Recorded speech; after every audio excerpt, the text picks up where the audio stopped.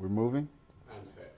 Okay. All right. So Alrighty, the universe brings us together. Mr. Cincinnati. Worlds collide. Exactly. Where are you from originally? Take a guess. And the question is have you ever been to that country? And have your artists ever performed there? I don't think so. I can't guess. Yeah, no. Okay.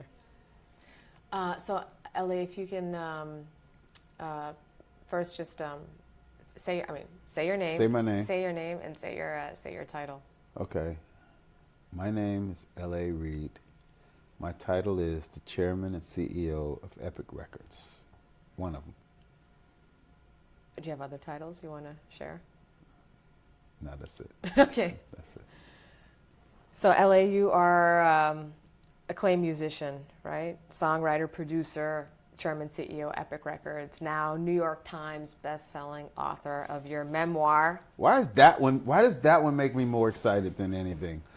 Because it's the newest, I guess, right? Sing to Me. But I'm very proud of it. How does it make you feel? I feel really proud that Sing to Me made the cut, made the list. I still feel like we have a lot of work to do, really, to spread the word and to really spread the purpose of it.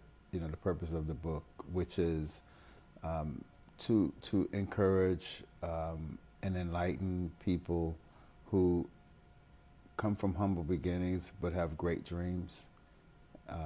You know, so I want to share that story with as many people as I can. And so, yes, we've made the list, but the work isn't done.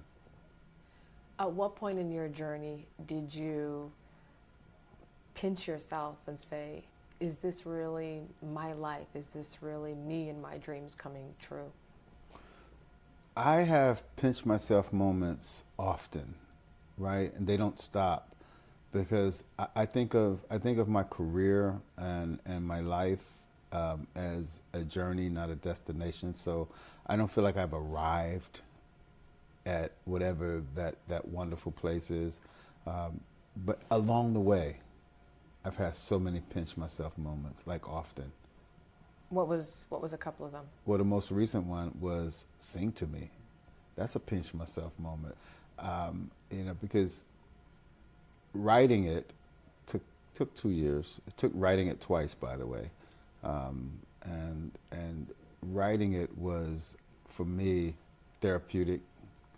And it was an accomplishment of sorts, because I haven't historically let people know who I am. I let people come to conclusions about who I am, and I've been largely behind a wall for most of my career, and only glimpses.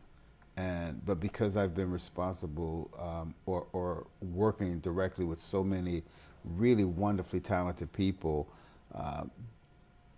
their fans know who I am, right? And they don't always have the greatest opinion of me, you know. So it was nice to sort of come out from behind the wall and say, "This is who I am." But I think the point is that just doing it, that process of coming out, is a pinch myself moment.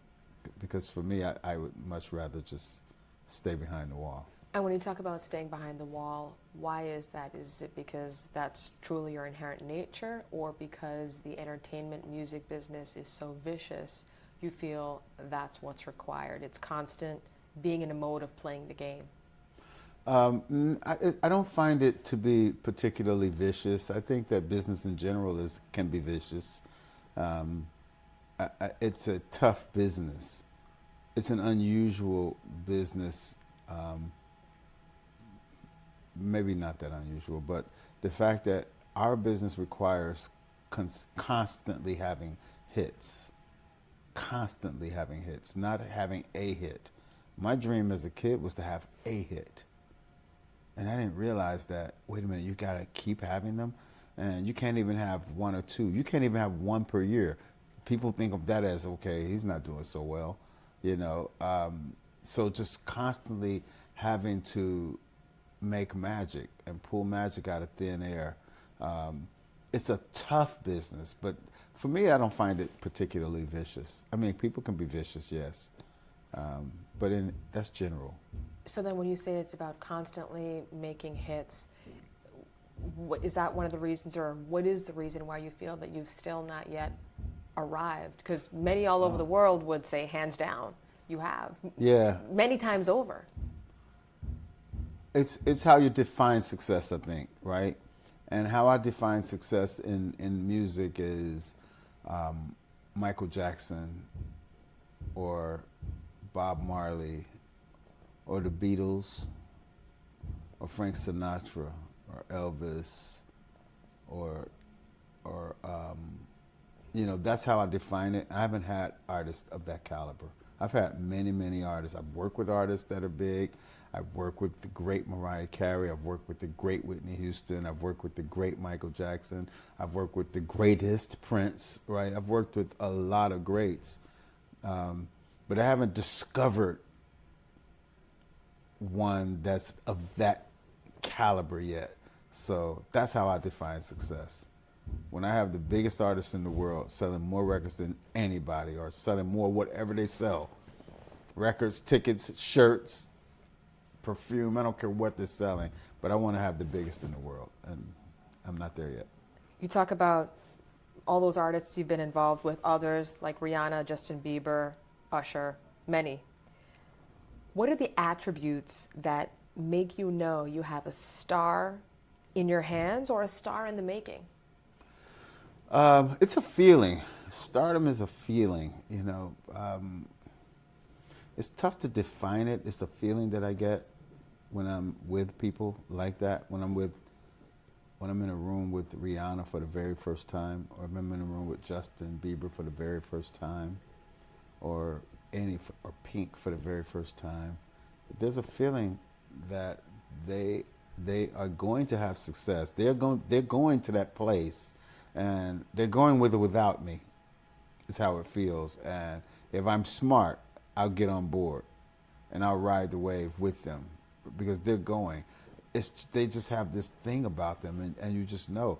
I remember meeting Puffy long before the world knew who he was, when he'd just gotten let go as an intern from Uptown. And I read about it, and I went to meet with him because I wanted to bring him in as an A&R guy at LaFace Records back in the day. After half hour, I was like, oh my God, this guy is going someplace big, big, big, big, right? So let me just help him, because he's way overqualified to just be my A&R guy. But it was that same feeling, And so I just jumped in and helped him instead, for nothing. I didn't ask for a thing. It's just, here, let me help you get there. So I just really admire those. I admire stars. So then for you, Can you cut for a minute? Or, okay. no problem. So What when are you you talk, thinking about? I'm thinking about a lot of the things you're saying. Okay. I'll tell you after when we're not mic'd. I mean, Okay. I'm thinking about everything you're saying, but when we're not mic'd, because Okay. You talk about the feeling. Would you break that down to just intuition, something in your gut? Because I know in your book you talked about oftentimes the person just walks in and they don't even have to, they haven't even started Yeah. doing all of their performance, and you just know. So is it intuition? Is it gut? If you can give us any more specifics on what that is. I think I'm really intuitive particularly about people in entertainment, people in music, people who sing or write or produce or rap, right? I have an intuition about them. But I think the overarching thing is I try to identify with what I really believe the public will love, people that I think they will love, and that's my focus. It's really it's the love of music, it's the love of artists, and it's being connected to what I believe the public will love. So the truth is, Sing to Me is a love story. Which is, the public will love. The public will love the people hopefully the public will love the people that I love. If I can love them when they walk into the room, my guess is that the public will love them also. Who were you wrong about? In which way? Who were some of the people you were on That I've signed and I was wrong about? Thousands. because I sign often, right? And I never know which one it will be. I know I generally know who not to let out of the room, right? And I try to keep as many as I can in the room. I let one out. I let Lady Gaga out of the room. Yeah, she got out. What? Right. How did that happen? You know, it's Well, you know, first of all, did your intuition tell you, hey, she's someone, you know, or my intuition. The story is that she walked in and she was playing my piano. Not this piano. I was at a different company. I was at Island Def Jam, and she played my piano, and she was incredible. And when she was done, I was excited, and I told her that not only do I want to sign you, I really believe that you will change music as we know it. You will arguably be the most influential talent to hit the scene. That's what I thought. That's what I said, and I signed her. And then I had a change of heart when I heard her demos afterwards. And I was wrong, and she was right. And I let her go. I heard her demos, and I didn't like it. And something just made me say, I don't know what it was. It was just we call it the big M. You know what M stands for? Mistake. It was the big mistake that I should never have made. And I signed one of the greatest artists ever. One of the greatest that would have been one of my greatest signings ever. And then I let her go. And I regret it. how much though is it, and in this business in general, is it their individual true talent versus all of the infrastructure that Never companies in like the- your put around that person? Never. It's always the talent. We're not capable of what we get credit for. We're not capable of manufacturing a hit or manufacturing a star. We're not even capable of it. Because if we were, let me tell you something, we would never miss. We would nail it every time, you know, and our hot streaks would last for years. No, it's not possible.